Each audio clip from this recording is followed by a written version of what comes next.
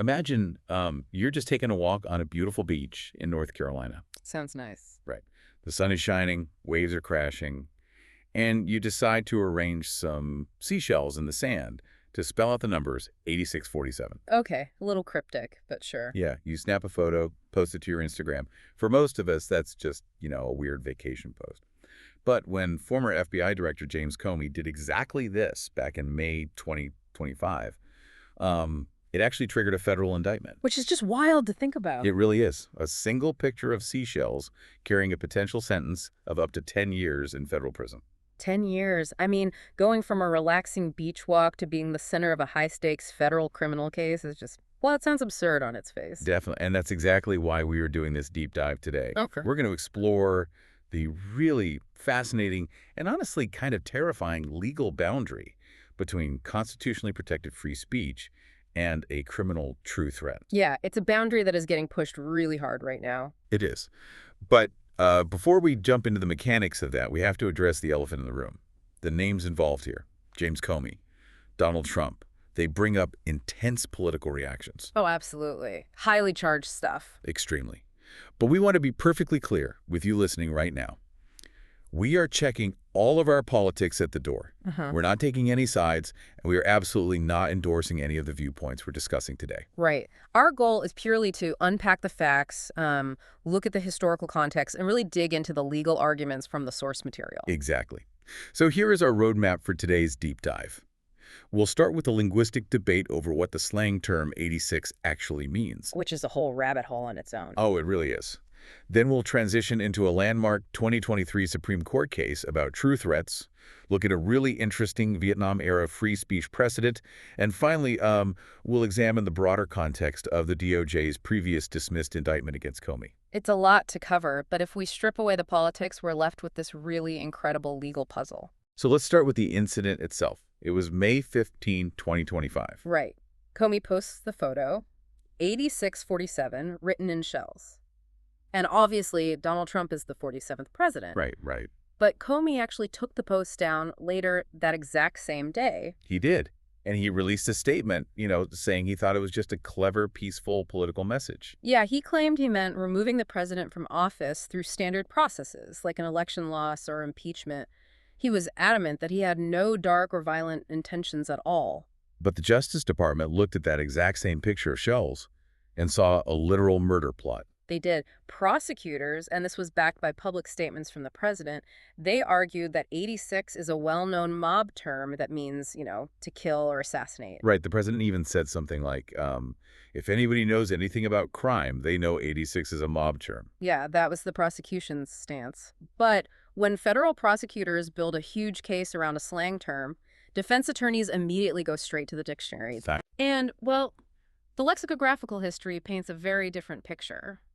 If you look at Merriam-Webster or the Oxford English Dictionary, they actually trace 86 back to the 1930s. Wait, like from mobsters in the 30s? No, actually from restaurants and soda counters. Soda counting. Yeah.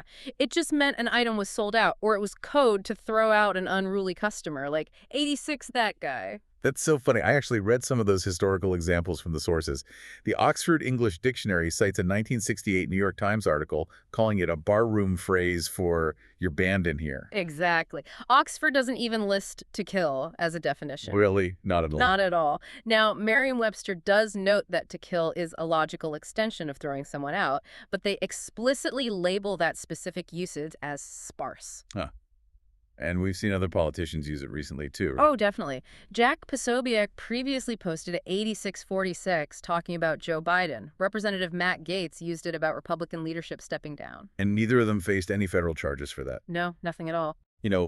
It feels like a linguistic Rorschach test for the internet age. Oh, that's a great way to put it. You just stare at the seashells and you see whatever your political background tells you to see. Like if you hunt for a violent threat, you see a mob hit.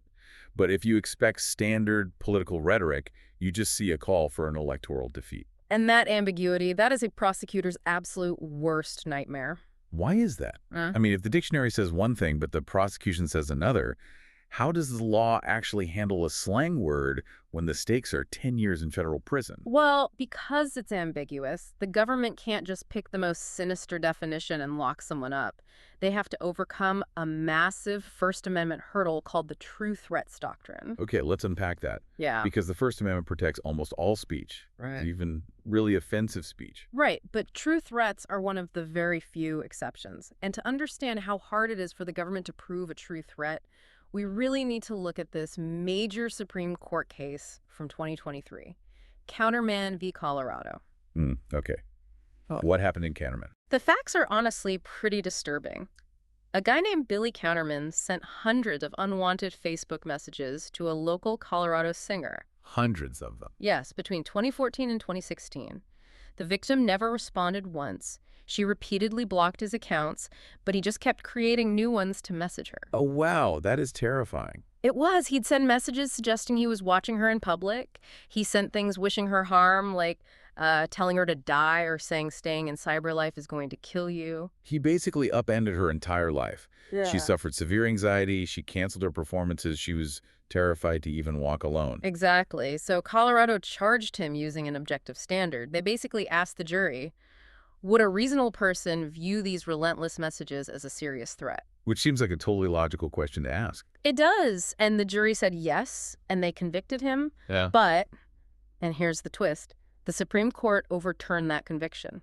Wait, really? If the messages clearly terrified her and a jury objectively agreed they were threatening, why on earth did the Supreme Court throw it out?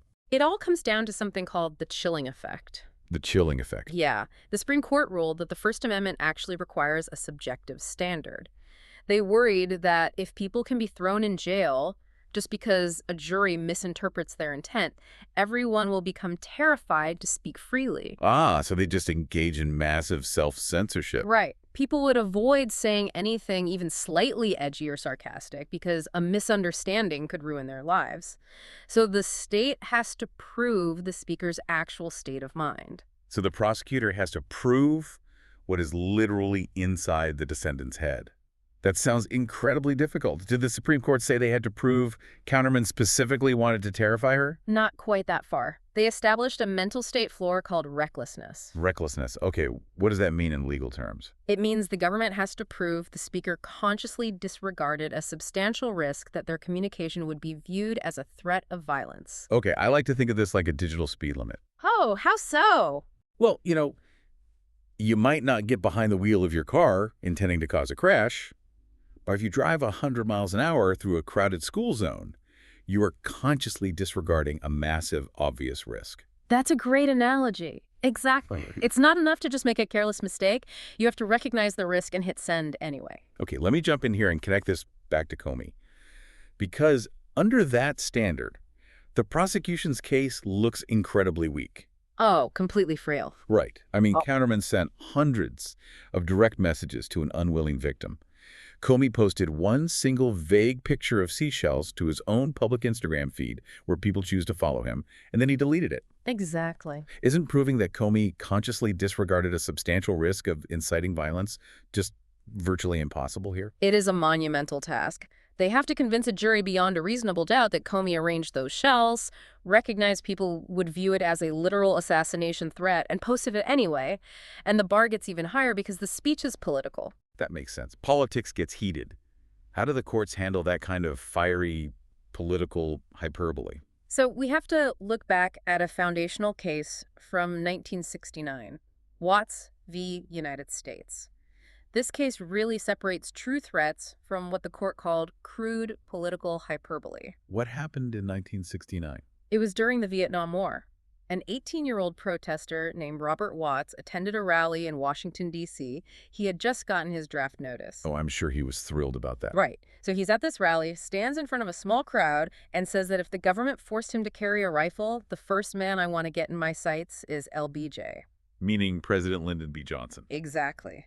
Wow. I'm guessing law enforcement did not love that. They arrested him immediately. A jury convicted him of willfully threatening the president. But the Supreme Court stepped in and overturned it. Because they considered it hyperbole. Yes. The court noted that language in the political arena is often vituperative, abusive, and inexact. They specifically looked at the context. It was conditional, he said, if they make me carry a rifle. And crucially, the crowd laughed after he said it. Oh, the crowd laughed. Yeah, they used that physical laughter as proof that it was just an angry theatrical joke, not a real threat. Okay, but here's where it gets really interesting for you listening. In 1969, the Supreme Court could rely on a crowd laughing. On the internet, there is no crowd to laugh. Right, there's no immediate physical contact. There's no tone of voice, no facial expressions. How do courts apply the Watts hyperbole standard to an Instagram post where tone is completely invisible? It is arguably one of the hardest questions in modern law right now. Without the laughing crowd, courts have to scavenge for other clues. Like what? They look at the platform. Is Instagram a place for broad political commentary? They look at the speaker's history. Does Comey have a track record of violent rhetoric? Yeah. And they evaluate things like how quickly he deleted the post or if he issued a clarifying statement.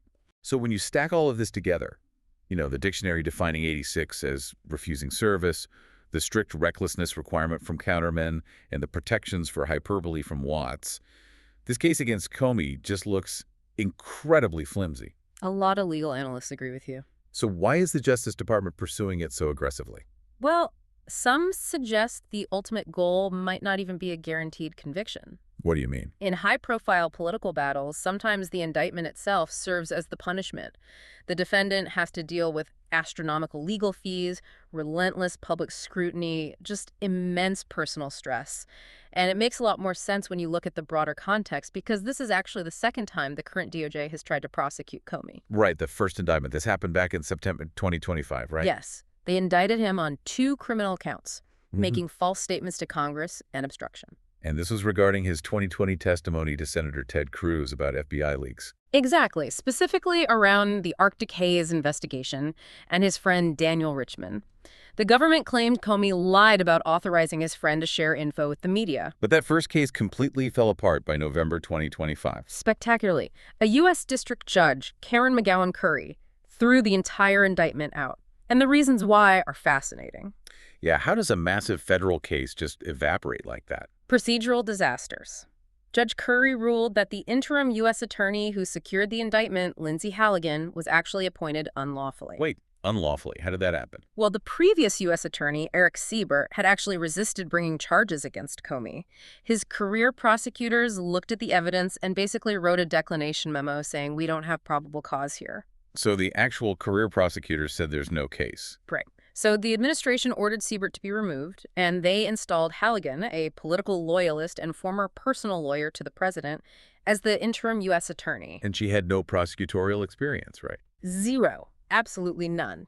And she was installed just days before the 5-year statute of limitations expired on Comey's testimony. So they were up against a hard deadline to file charges. Exactly. But Comey's defense team argued that replacing the prosecutor like that violated the Federal Vacancies Reform Act. You can't just unilaterally install an interim attorney indefinitely without Senate confirmation. And the judge agreed. Completely. Yeah. Judge Curry said it destroys the checks and balances of our system. But the unlawful appointment wasn't even the worst part. Wait, it gets worse than an unlawfully appointed prosecutor? Oh, yeah. Yeah. The judge unsealed the grand jury transcripts and found profound missteps. Okay, let's remind the listener how a grand jury works. It's a panel of ordinary citizens, and they don't decide guilt or innocence. They just decide if the government has enough evidence to even bring the charges in the first place, right? Right. It's supposed to be a shield to protect citizens from overzealous prosecutors. But the transcripts showed Halligan basically turned it into a rubber stamp. She really did. She conducted her first ever grand jury presentation totally unsupervised. She actively misstated the law to the jurors. She even told them that Comey didn't have a Fifth Amendment right against self-incrimination. That is wild. She just lied to them. Pretty much. And she told them they didn't even need to rely heavily on her evidence because the government would bring stronger evidence later at the trial. Which completely defeats the purpose of the grand jury. If they can't evaluate the evidence, they can't do their job. Exactly. And on top of all that, the DOJ eventually had to admit that the full grand jury never even saw the final written indictment before they voted to approve it. You are kidding. Oh. So Judge Curry vacated all of Halligan's actions and completely dismissed the case. Wow. So what does this all mean for us today? I mean, we have a dismissed case, plagued by... It really highlights the immense friction between the branches of government. The executive branch has this massive power to prosecute, but the judiciary is there as a constitutional check. They demand precise legal standards, whether it's how a grand jury is run or how free speech is protected. That's quite a journey we've been on today. We started with the dictionary definition of 1930s soda counter slang. 86, that guy. Right. And then we moved to Supreme Court battles over Facebook stalking, Vietnam War protests, and the complex mechanics of how federal prosecutors are actually appointed. It's a lot of dense legal territory, but it's so important. It really is. And it's important to remember why you should care about this. The line between a true threat and political hyperbole isn't just about high-profile politicians fighting each other. No, not at all. It protects the everyday citizen. It protects you from having your sarcastic tweets, memes, or frustrated rants criminalized by an overzealous government. Exactly. If prosecutors could just assign the most sinister meaning to your words without proving your subjective intent, our public discourse would completely freeze up. Absolutely. Which leaves us with a final thought to mull over. Our political discourse today increasingly relies on ambiguous slang, cryptic memes, emojis, all of these things that don't translate well to formal text. It's a totally different language now. It is. So how will the justice system adapt? If a single picture of seashells requires a Supreme Court-level legal analysis to decode, are our 20th century free speech laws really equipped to handle the 21st century internet? That is the big question. It is. Until they figure it out, maybe just stick to building sandcastles at the beach. Thanks for joining us on this deep dive, and we'll catch you next time.